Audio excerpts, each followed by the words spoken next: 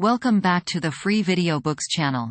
Today we're reading A Pearl of 10 Millions, of 20,000 Leagues Under the Sea by Jules Verne.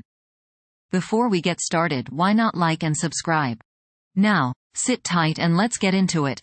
The next morning at 4 o'clock I was awakened by the steward whom Captain Nemo had placed at my service. I rose hurriedly, dressed, and went into the saloon. Captain Nemo was awaiting me. Aronnax, said he, are you ready to start? I am ready. Then please to follow me. And my companions, Captain? They have been told and are waiting. Are we not to put on our divers' dresses? Asked I. Not yet. I have not allowed the Nautilus to come too near this coast, and we are some distance from the Mannar bank. But the boat is ready, and will take us to the exact point of disembarking, which will save us a long way. It carries our diving apparatus, which we will put on when we begin our submarine journey. Captain Nemo conducted me to the central staircase, which led on the platform. Ned and Conseil were already there, delighted at the idea of the pleasure party which was preparing. 5 sailors from the Nautilus, with their oars, waited in the boat, which had been made fast against the side. The night was still dark. Layers of clouds covered the sky, allowing but few stars to be seen. I looked on the side where the land lay, and saw nothing but a dark line enclosing 3 parts of the horizon, from southwest to northwest. The Nautilus, having returned during the night up the western coast of Ceylon, was now west of the bay, or rather gulf, formed by the mainland and the island of Mannar. There, under the dark waters, stretched the Pintadine bank, an inexhaustible field of pearls, the length of which is more than 20 miles. Captain Nemo, Ned Land, Conseil, and I took our places in the stern of the boat. The master went to the tiller. His 4 companions leaned on their oars, the painter was cast off, and we sheered off. The boat went towards the south. The oarsmen did not hurry. I noticed that their strokes, strong in the water, only followed each other every 10 seconds, according to the method generally adopted in the Navy. Whilst the craft was running by its own velocity, the liquid drops struck the dark depths of the waves crisply like spats of melted lead. A little billow, spreading wide, gave a slight roll to the boat, and some samphire reeds flapped before it. We were silent. What was Captain Nemo thinking of? Perhaps of the land he was approaching, and which he found too near to him, contrary to the Canadian's opinion, who thought it too far off. As to Conseil, he was merely there from curiosity. About 5:30, the first tints on the horizon showed the upper line of coast more distinctly. Flat enough in the east, it rose a little to the south. 5 miles still lay between us, and it was indistinct owing to the mist on the water. At 6 o'clock it became suddenly daylight, with that rapidity peculiar to tropical regions, which know neither dawn nor twilight. The solar rays pierced the curtain of clouds, piled up on the eastern horizon, and the radiant orb rose rapidly. I saw land distinctly, with a few trees scattered here and there. The boat neared Mannar Island, which was rounded to the south. Captain Nemo rose from his seat and watched the sea. At a sign from him the anchor was dropped, but the chain scarcely ran, for it was little more than a yard deep, and this spot was one of the highest points of the bank of Pintadines. Here we are, Aronnax, said Captain Nemo. You see that enclosed bay? Here, in a month will be assembled the numerous fishing boats of the exporters, and these are the waters their divers will ransack so boldly. Happily, this bay is well situated for that kind of fishing. It is sheltered from the strongest winds. The sea is never very rough here, which makes it favorable for the divers' work. We will now put on our dresses, and begin our walk. I did not answer, and, while watching the suspected waves, began with the help of the sailors to put on my heavy sea dress. Captain Nemo and my companions were also dressing. None of the Nautilus men were to accompany us on this new excursion. Soon we were enveloped to the throat in India rubber clothing, the air apparatus fixed to our backs by braces. As to the Ruhmkorff apparatus, there was no necessity for it. Before putting my head into the copper cap, I had asked the question of the captain. They would be useless, he replied. We are going to no great depth, and the solar rays will be enough to light our walk. Besides, it would not be prudent to carry the electric light in these waters. Its brilliancy might attract some of the dangerous inhabitants of the coast most inopportunely. As Captain Nemo pronounced these words, I turned to Conseil and Ned Land. But my two friends had already encased their heads in the metal cap, and they could neither hear nor answer. One last question remained to ask of Captain Nemo. "And our arms?" asked I. "Our guns?" "Guns? What for? Do not mountaineers attack the bear with a dagger in their hand? And is not steel surer than lead? Here is a strong blade. Put it in your belt, and we start." I looked at my companions.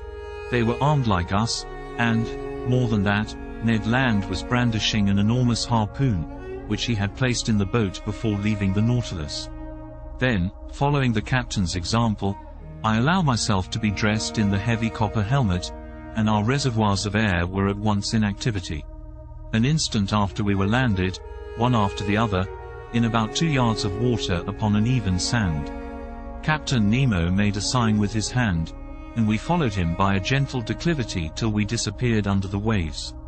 Over our feet, like coveys of snipe in a bog, rose shoals of fish, of the genus Monoptera, which have no other fins but their tail.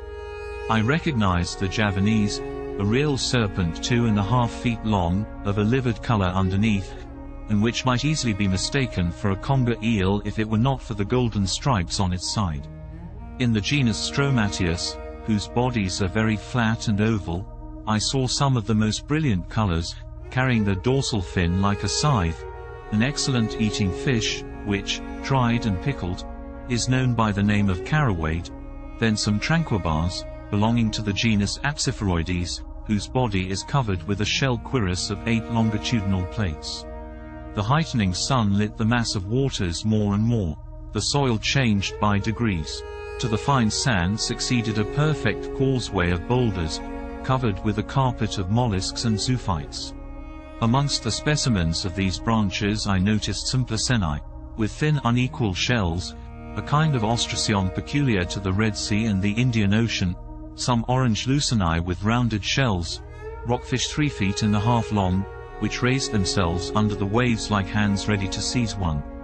There were also some panoperas, slightly luminous, and lastly, some oculans, like magnificent fans, forming one of the richest vegetations of these seas. In the midst of these living plants, and under the arbors of the hydrophytes, were layers of clumsy articulates, particularly some Ranninae, whose carapace formed a slightly rounded triangle, and some horrible-looking parthenotes. At about 7 o'clock we found ourselves at last surveying the oyster banks on which the pearl oysters are reproduced by millions. Captain Nemo pointed with his hand to the enormous heap of oysters, and I could well understand that this mine was inexhaustible, for nature's creative power is far beyond man's instinct of destruction. Ned Land, faithful to his instinct, hastened to fill a net which he carried by his side with some of the finest specimens. But we could not stop. We must follow the captain, who seemed to guide himself by paths known only to himself.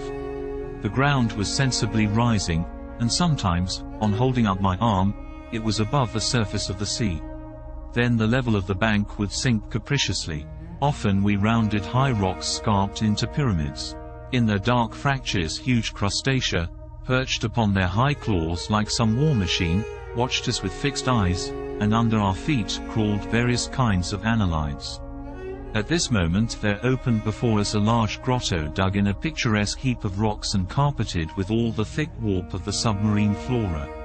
At first it seemed very dark to me.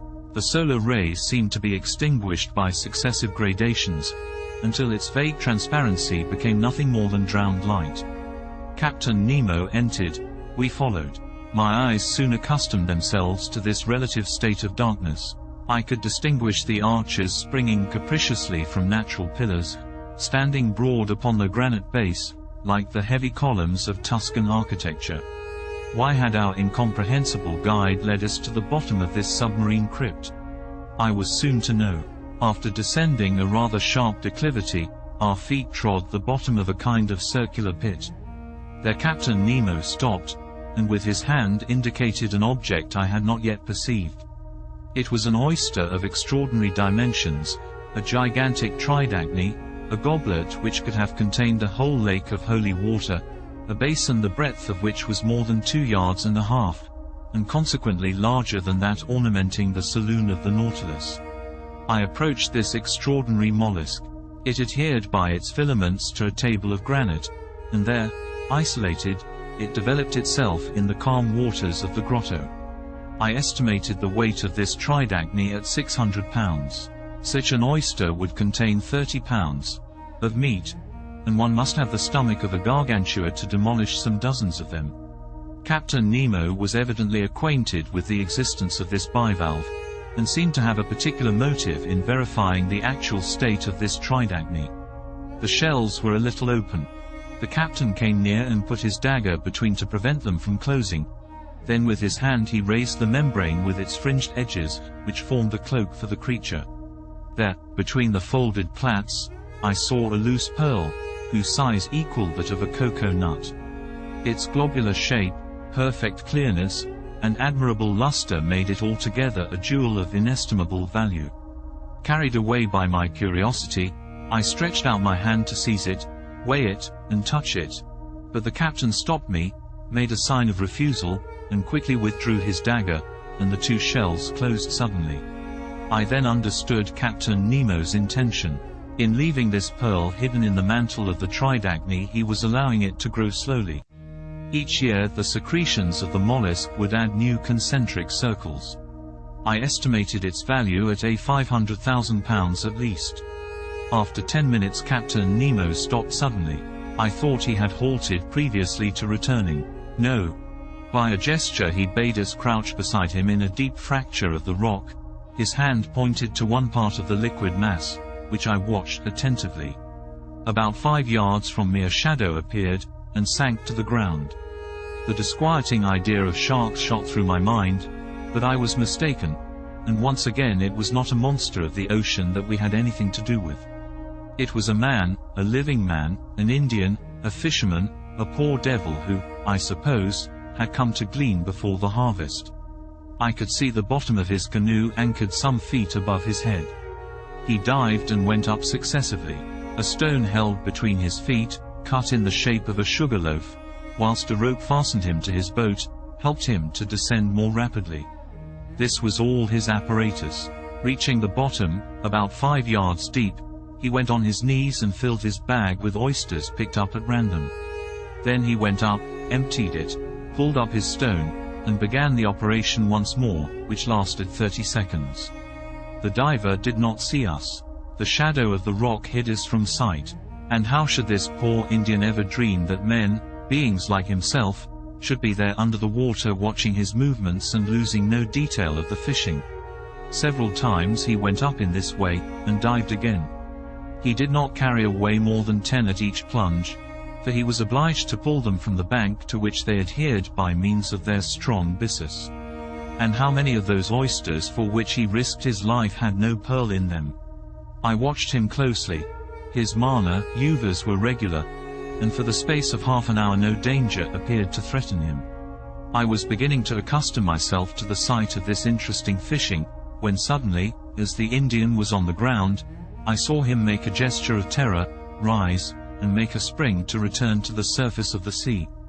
I understood his dread. A gigantic shadow appeared just above the unfortunate diver. It was a shark of enormous size advancing diagonally, his eyes on fire, and his jaws open. I was mute with horror and unable to move. The voracious creature shot towards the Indian, who threw himself on one side to avoid the shark's fins, but not its tail, for it struck his chest and stretched him on the ground. This scene lasted but a few seconds. The shark returned, and, turning on his back, prepared himself for cutting the Indian in two, when I saw Captain Nemo rise suddenly, and then, dagger in hand, walk straight to the monster, ready to fight face to face with him. The very moment the shark was going to snap the unhappy fisherman in two, he perceived his new adversary, and, turning over, made straight towards him. I can still see Captain Nemo's position.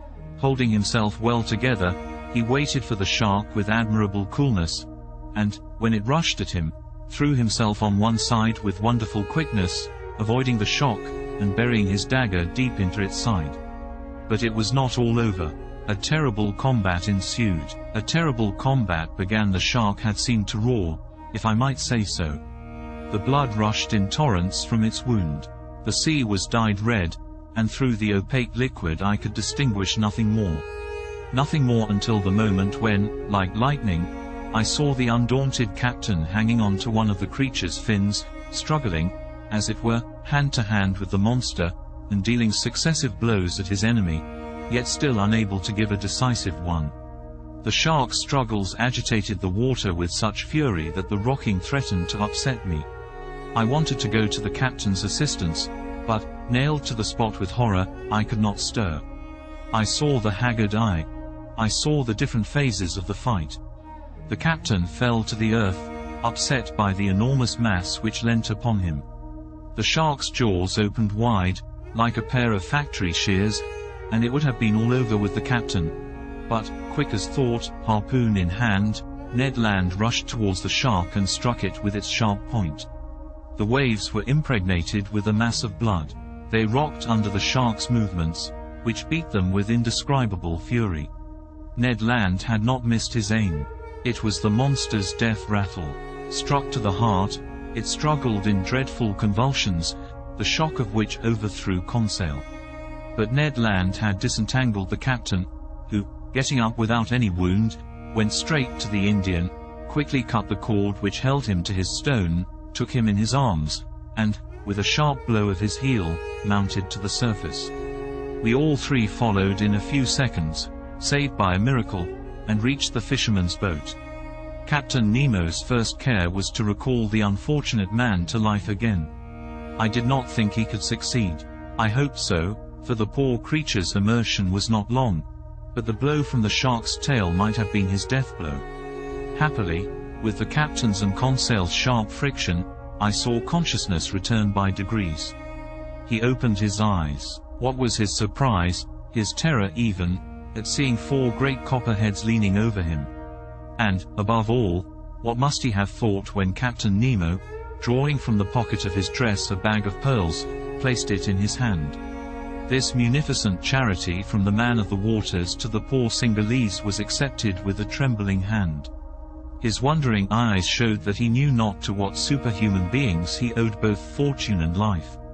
At a sign from the captain we regained the bank, and, following the road already traversed, came in about half an hour to the anchor which held the canoe of the Nautilus to the earth. Once on board, we each, with the help of the sailors, got rid of the heavy copper helmet. Captain Nemo's first word was to the Canadian. "Thank you, Master Land," said he. "It was in revenge, Captain," replied Ned Land. "I owed you that." A ghastly smile passed across the captain's lips, and that was all. "To the Nautilus," said he. The boat flew over the waves. Some minutes after we met the shark's dead body floating. By the black marking of the extremity of its fins, I recognized the terrible melanopteron of the Indian seas, of the species of shark so properly called. It was more than 25 feet long. Its enormous mouth occupied 1/3 of its body. It was an adult, as was known by its 6 rows of teeth placed in an isosceles triangle in the upper jaw. Whilst I was contemplating this inert mass, a dozen of these voracious beasts appeared round the boat, and, without noticing us, threw themselves upon the dead body and fought with one another for the pieces. At 8:30 we were again on board the Nautilus. There I reflected on the incidents which had taken place in our excursion to the Mannar Bank. 2 conclusions I must inevitably draw from it, one bearing upon the unparalleled courage of Captain Nemo, the other upon his devotion to a human being, a representative of that race from which he fled beneath the sea. Whatever he might say, this strange man had not yet succeeded in entirely crushing his heart. When I made this observation to him, he answered in a slightly moved tone. "That Indian, sir, is an inhabitant of an oppressed country, and I am still, and shall be, to my last breath, one of them." Did you enjoy today's chapter of 20,000 Leagues Under the Sea? Why not subscribe and ring the bell? Next time we'll be reading The Red Sea. Don't miss it.